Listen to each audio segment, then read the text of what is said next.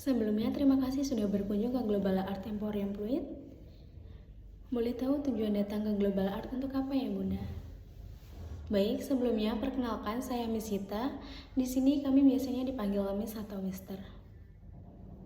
Baik, Misita sebelumnya akan jelaskan terlebih dahulu histori tentang Global Art. Global Art adalah perusahaan franchise yang siapapun bisa memiliki Global Art dengan membeli franchise-nya.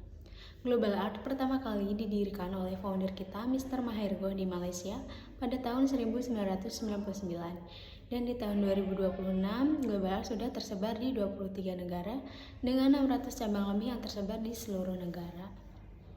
Kemudian Global Art pertama kali masuk ke Indonesia pada tahun 2004 dan di tahun 2006 ini Global Art sudah mencapai 100 cabang lebih yang tersebar di seluruh Indonesia.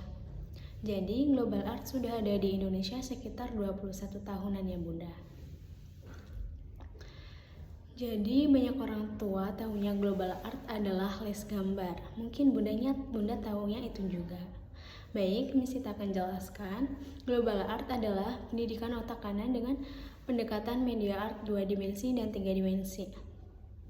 Kemampuan otak kanan yang dilatih di Global Art adalah kemampuan fokus, kemampuan percaya diri, kemampuan berimajinasi atau kreativitas, dan kemampuan mengurangi stres pada anak. Dan ini ada beberapa program 2 dimensi dan 3 dimensi yang ada di Global Art ya Bunda.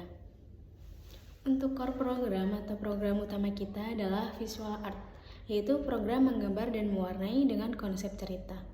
Di dalamnya terdapat level-level yang disesuaikan dengan kemampuan anak di usianya. Lalu ada enhancement program atau program tambahan. Program tambahan kita ada 2 dimensi dan 3 dimensi. Yang 3 dimensi ada Jikla and Craft, Cultural Art, dan Deco Art. Kemudian yang 2 dimensi ada Cartoon and Comics dan Acrylic Painting. Dari kesemua program 2 dimensi dan 3 dimensi yang ada di Global Art memiliki tujuan yaitu untuk melatih dan menuangkan kreativitas anak melalui teknik gambar dan warna. Salah satunya di core program tadi, yaitu untuk meningkatkan fokus pada anak, untuk meningkatkan percaya diri, dan memberikan stress release pada anak. Jadi karena core program kita adalah visual art atau program menggambar dan mewarnai, maka yang terkenal di luar Global Art adalah les gambar. Seperti itu Bunda. Kemudian banyak orang tua yang datang kepada kami dan menanyakan apa sih perbedaan les gambar di luar dengan les gambar di Global Art. Apakah Bunda sebelumnya sudah tahu perbedaan les gambar di luar dengan les gambar di Global Art itu apa? Baik, Misita akan jelaskan perbedaan les gambar di luar dengan les gambar di Global Art. Nah, sebenarnya perbedaannya sangat jauh berbeda, Bunda, antara les gambar di luar dengan les gambar di Global Art. Pertama dari tujuannya. Les gambar di luar memiliki tujuan untuk meningkatkan kemampuan menggambar dan mewarnai. Sedangkan di Global Art kita berbeda.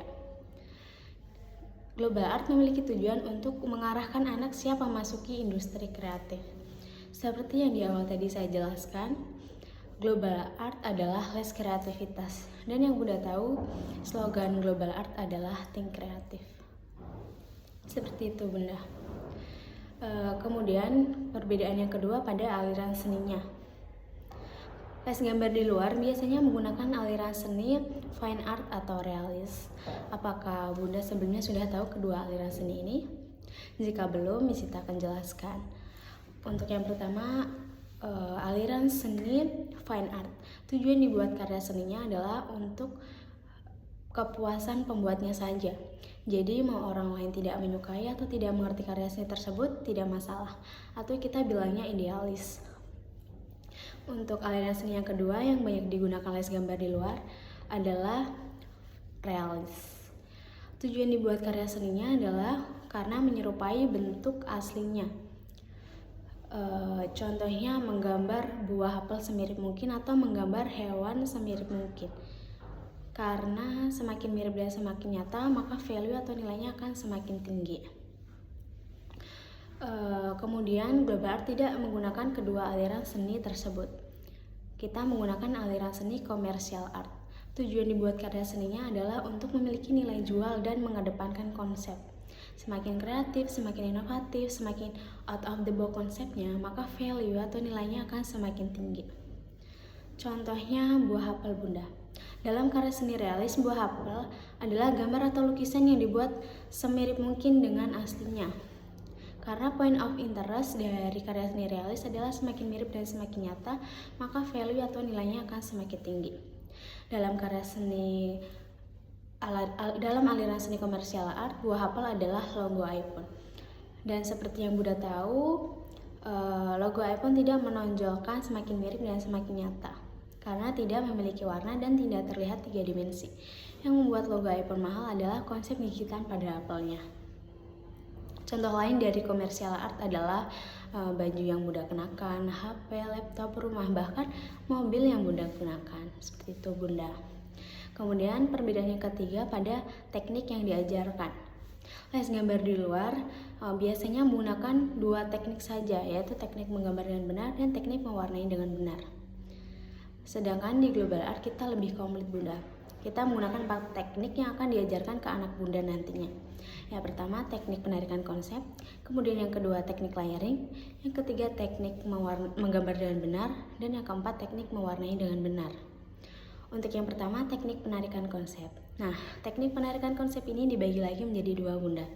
Untuk yang pertama, tokoh utamanya mau dijadikan apa? Jadi konsepnya di global art adalah sekreatif mungkin, seinovatif mungkin, dan se-out of the box mungkin konsepnya, maka value atau nilainya akan semakin tinggi. Makanya yang sebenarnya tidak ada di dunia ini mungkin boleh saja dan ada di global art, alasannya positif, syaratnya positif dan ada alasan. Kemudian yang kedua, penarikan ide ceritanya atau kita bilangnya my story. Lalu dituangkan ke dalam teknik layering, teknik menggambar dengan benar, dan teknik mewarnai dengan benar. Seperti itu Bunda. Makanya global art masuknya ke pendidikan otak kanan Bunda, lebih ke otak kanan. Karena kreativitas itu adanya di otak kanan bukan di otak kiri. Tetapi di Indonesia dari TK bahkan hingga kuliah mereka menggunakan otak kiri semuanya. Menghitung, menghafal, bahasa itu akademik ya Bunda. Sedangkan kalau yang Bunda tahu, pendidikan di luar negeri terutama di negara maju, pendidikan otak kanan dijadikan fondasi sebelum anak-anak memasuki pelajaran akademik. Seperti itu Bunda. Contohnya di Jerman Bunda. Di Jerman di kelas 3 SD itu baru diajarkan menghitung, menghafal, dan bahasa. Sebelumnya mereka diajarkan pendidikan otak kanan terlebih dahulu. Dan ini ada tujuannya Bunda.